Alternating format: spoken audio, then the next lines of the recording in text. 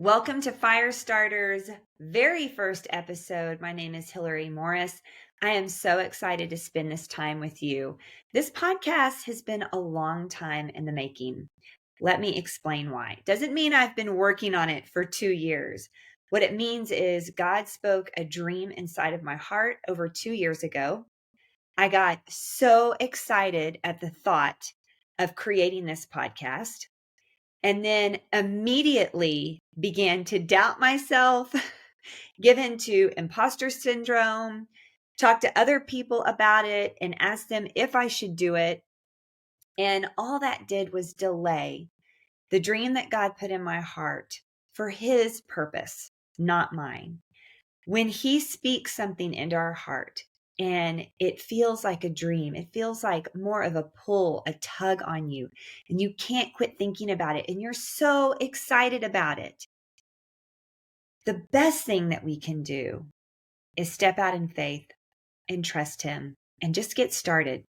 But oftentimes, it's not the first thing that we do. And so as we go through these episodes, what you're going to get an opportunity to do is to hear from so many women, ordinary women like you and like me, who have had this call, who've had this moment with the Lord. And you're going to get to hear their story of how they've navigated stepping out in faith and pursuing the call, the dreams, the purpose that God has placed on their hearts. You know, when we think about our lives in relationship to God, and who He's made us to be, we know that Scripture tells us that He has plans for us. He's made us for a purpose. We can probably recite some of those scriptures. They're most likely your favorite scriptures. And so we know them and we store them in our heart. Why? Because each of us have had that moment where God has spoken something to us, probably many things. He's not a one-dimensional God. And as we are made in His image, we are not one-dimensional beings. There are multiple dreams that live inside of us that He's placed there for His glory and for the goodness of others. And that's my greatest desire with this podcast, is that as you listen to these women share their stories, that one, God would be glorified, but two, that there would be goodness pulled from it. It's called Firestarters because these women, these first few women that I share with you, are the very women who ignited a fire in me in so many ways to start this podcast, to start my own business. They spoke life into me, not just by their words, but by their actions, by the way they answered God's call in their life. And they lived it out, and I got to witness it. And what it did is, as the doubts and the fears and the insecurities rose up inside of me, I was able to look at them and watch them step out in faith, do it scared, do it messy, but be obedient to God's calling. And all it did was continually ignite, reignite the fire in me to do the same in my life. And so as this idea came to me, hey, if these women have ignited a fire in me and kept me going, helped me remain consistent in my steps toward God's calling, I believe that their stories and other women's stories can do the same for others. So what's the best way I can get these stories out? Hey, I am not shy in front of the camera. And after COVID, I think we're all comfortable on video at this point because life just put us in that situation to show up virtually. So what I want to do is use this platform to share these stories with as many women as I possibly can, in hopes that as you're standing there washing the dishes, folding the laundry, putting your makeup on, getting ready for work, wherever you are in your day, the call that God has placed on your heart will rise up a little bit, tap your heart one more time and say, you know what? He's called you and you can do this because He's with you. Let me give you a little bit of background about me. I'm ordinary, about as ordinary as you can get. Grew up with my parents, instilling in me, work hard, go to school, got a college education. I never had a strong faith growing up, nor did I have strong direction growing up. Didn't know what I even wanted to do. In fact, when I went to college, I went with some grandiose idea. And as soon as I got there and started my courses in that field of study, immediately realized this is not my place and these are not my people. So I went back to my dorm and asked my college roommate, "What are you getting your degree in?" And she said, "Oh, I'm going to become a teacher. I love kids. I'm going to impact the world by impacting kids' lives." And I said, "Well, great. That sounds wonderful. I'm going to do what you're doing." That's how much like the waves of the ocean I was for the majority of my life.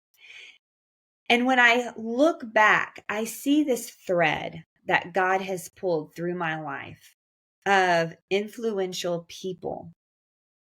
And he does that for all of us. My roommate got me started on a completely different path where I discovered who I was as a learner, that I could excel, that I had drive, that I had curiosity, and really, truly a natural growth mindset. I was hungry to learn as much as I could. She started that. She ignited that fire in me. And from that time into my teaching career, there have been multiple women mentors who've continually pulled that thread to ignite new aspects of myself inside of me that I discovered because they drew near and they poured into me. Even though I taught for 20 years and enjoyed it, loved kids, being right next to them, shoulder to shoulder, doing the same for them, speaking life into them, helping them discover who God made them to be and the gifts that he gave them was so fulfilling. But in that time, that wasn't the only desire in my heart. That wasn't the only calling that God placed.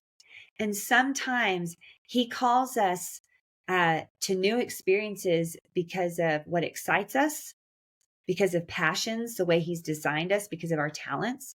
And sometimes he calls us because of what breaks our heart. And what broke my heart the most in my 20 years as an educator was that I managed my own family. I didn't mother them. Other people were raising my children while I raised other people's children. And it always was something that broke my heart. And there are so many teachers who do this well. They are able to mother their children beautifully as they teach other kids. They're built different. And this is one of those nuances where I have to just realize God's sovereignty, that he built me this way for a purpose. And I believe it was to call me out of teaching.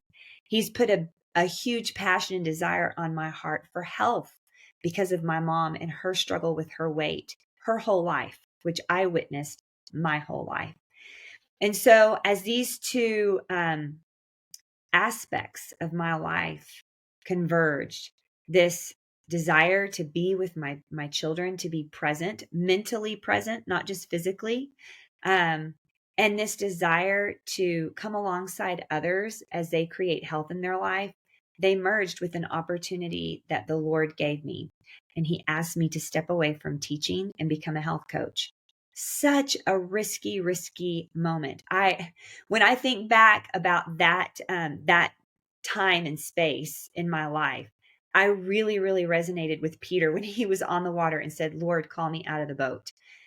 I had been praying that prayer, "Call me out of the boat. I want to be with my kids." But when the moment came to step out, it was so scary because how many times, moms, does our identity become wrapped in those areas of our life? I'm a teacher, I'm a mother, I'm a wife, I'm a sales representative, I'm a nurse.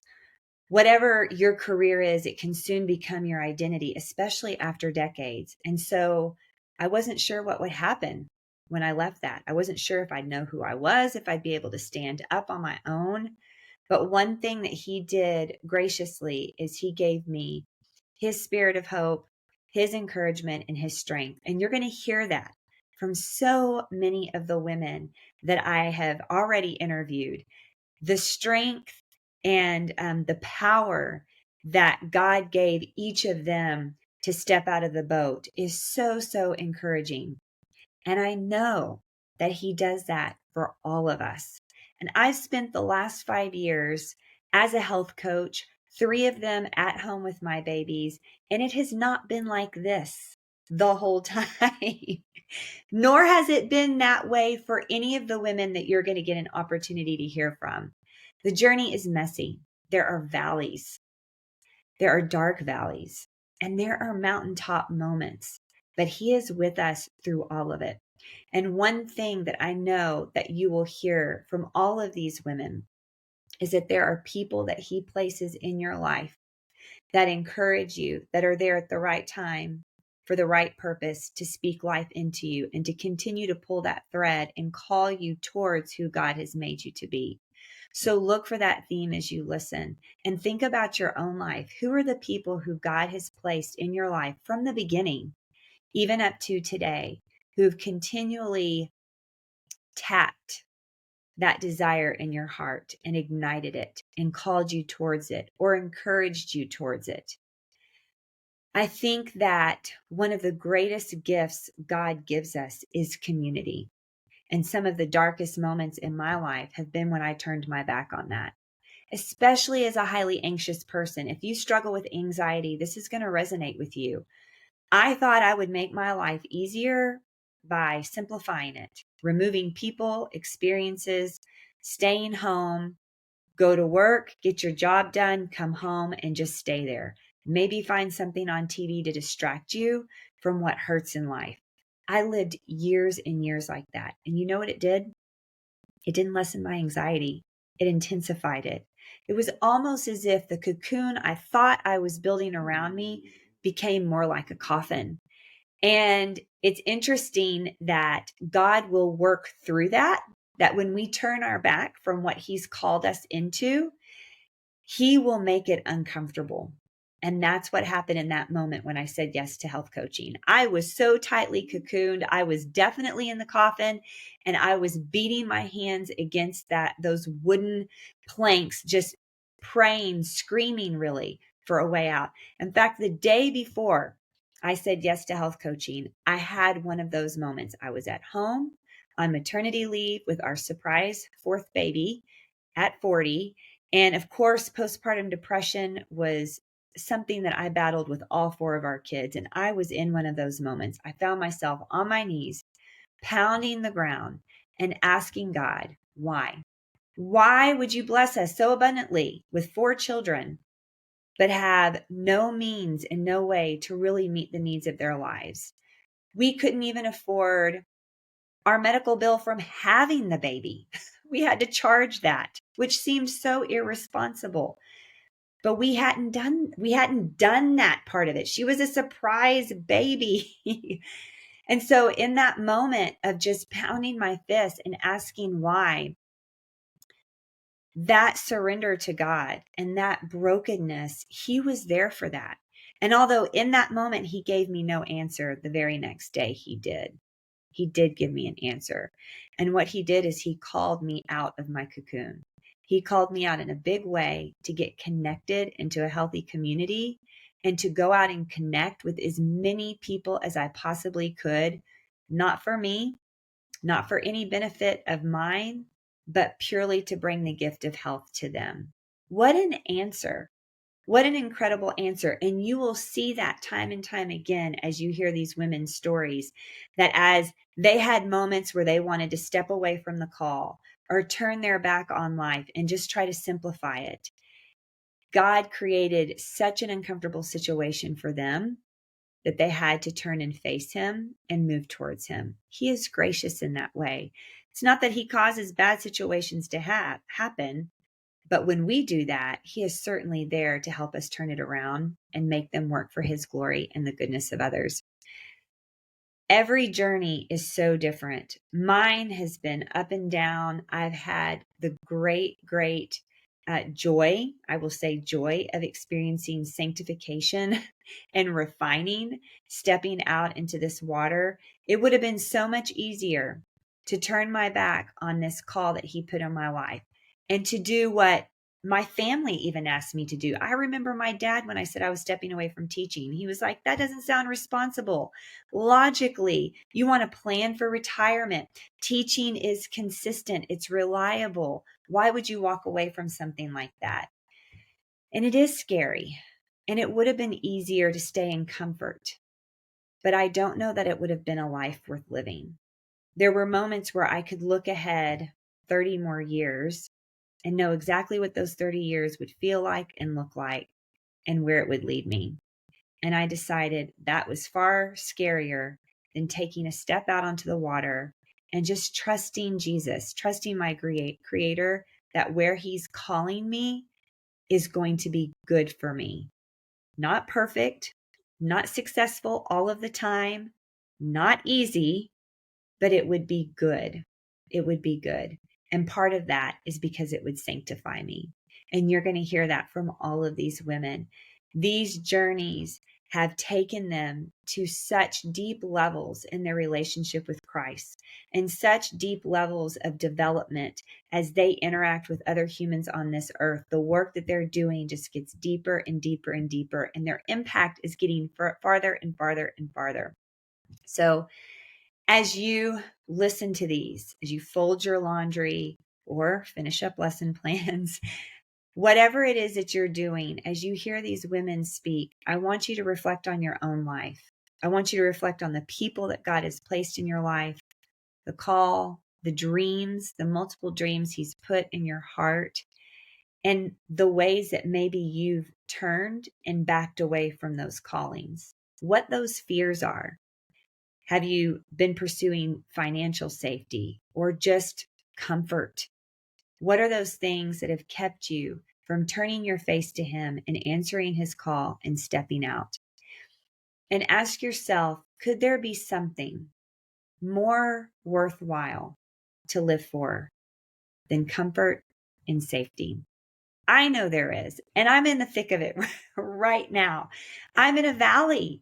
I'm starting a podcast in a valley in my life.